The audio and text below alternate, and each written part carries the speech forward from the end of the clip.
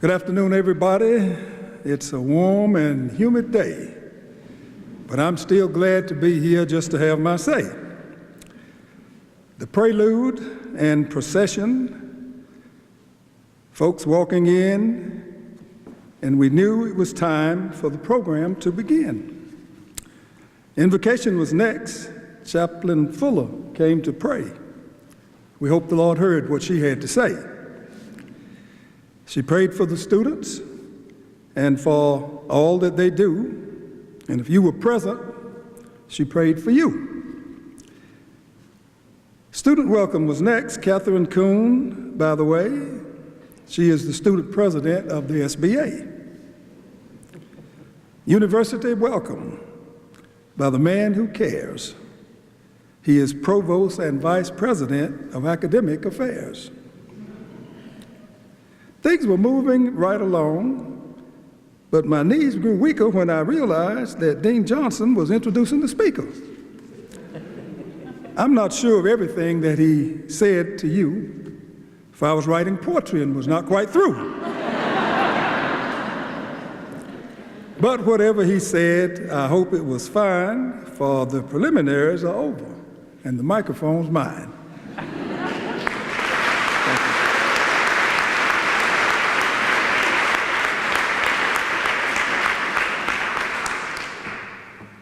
To Dr. House, Dean Johnson, Chaplain Fuller, SBA President Kuhn, my former partner at Brooks Pierce Law Firm, Andy Hiley, and other members of the law school administration and faculty, and to any friends who happen to be here this evening, and to the 108 or 109, I'm not sure I counted right, members of the entering class of the Elon University School of Law.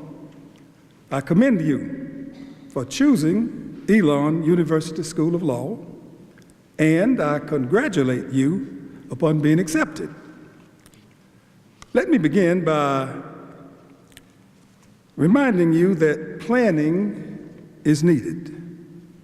It's very important. But in the words of Robert Burns, the best laid plans of mice and men often go astray.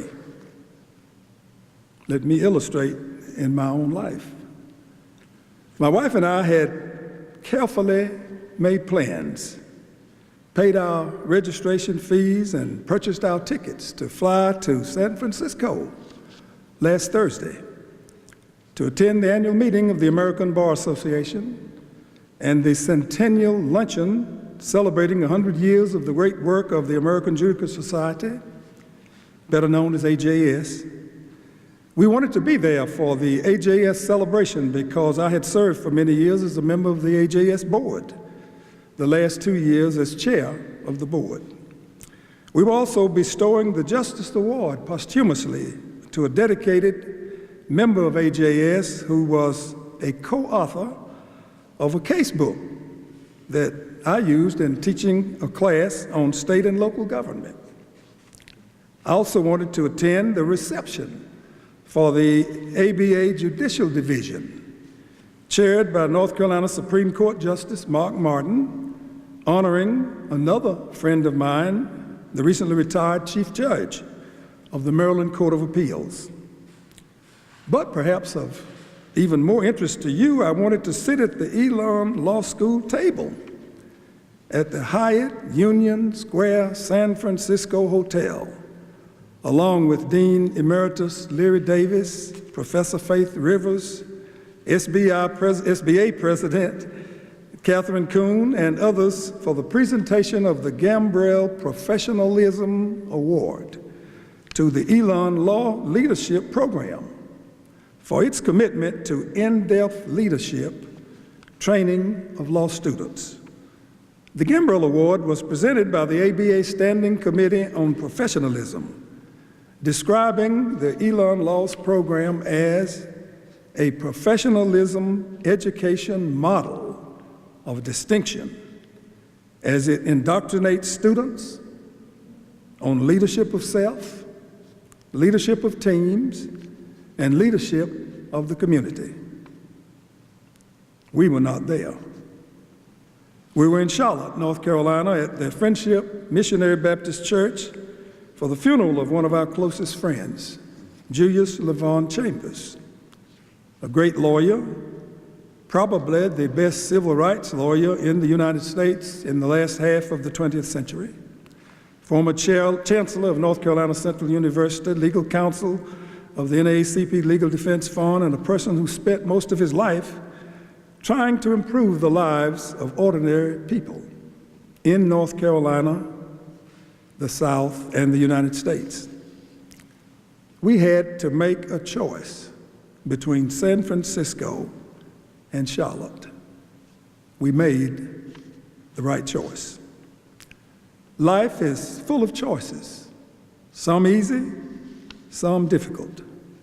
The law school accepted you as a member of the first-year law class, I believe, because you convinced the committee that you were serious about the study of law and that you possessed both the ability and determination to complete the course of study, and that after graduation you would bring honor to the university and to the law school. Am I right? I hope so. Law is a profession.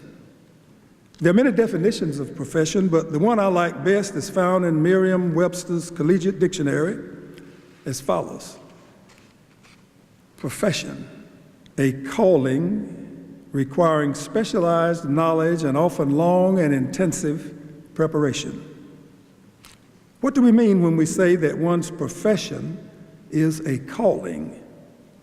Back to the same dictionary. A calling is a strong inner impulse toward a particular course of action, especially when accompanied by conviction of divine influence. Historically, lawyers were called to the bar after having met the appropriate qualifications. Many of you are coming to law school because you want to practice law. Others are coming because you believe that being trained as a lawyer will help you in your business or in some other way, or perhaps for a very few of you, possibly to help you manage your inheritance. Regardless of your reasons for enrolling in law school, I want to suggest that you take it seriously. Give it your best shot. The study of law is not easy, at least not always. It can be difficult at times, but if you stay ahead of the professor, I promise you that it will be a lot more fun than trying to catch up after you've fallen behind. Read the cases, brief the cases, rather than relying on someone else's summary. When you do your own briefs, it will help you analyze tough examination questions while in law school. And 3 years from now, when you take the state bar examination. Now, law school is not just about studying the law and learning the law. It is about leadership development and how to work together to solve problems and challenges, how to avoid boredom and depression, how to stay out of trouble so that you can help others who are in trouble, how to keep focused, and how to have a balanced life. Elon has a talented faculty and administration. They're willing to work with you if you're willing to do your part. Read the honor code, which you will sign, that was created and adopted by the students, and be sure that you abide by it.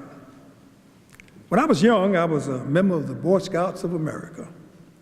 Under the Scout law, we had to be trustworthy, loyal, helpful, friendly, courteous, kind, obedient, cheerful, thrifty, brave, clean, and reverent. See, I remember that. We had to do a good turn daily. I know that your honor code provides quite clearly that every member of Elon University has the right to live and learn in an atmosphere of trust and support. Values that promote this atmosphere include honesty, integrity, responsibility, and respect. You know them. If you don't, you will soon. Let me add that it's great to have laws and codes, but what do you do when the laws and the codes don't tell you specifically what to do or how to act? The answer is this: treat others the way that you would like for them to treat you. Very simple. It's called the Golden Rule. It has been around for a long time. I recommend it to you.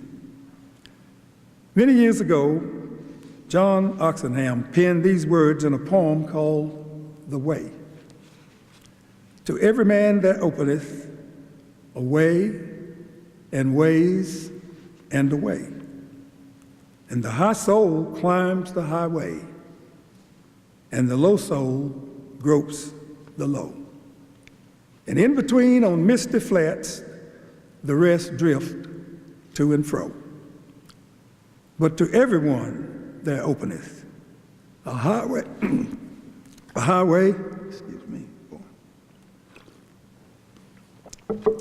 but to everyone there openeth a highway and a low, and everyone decides the way his soul shall go.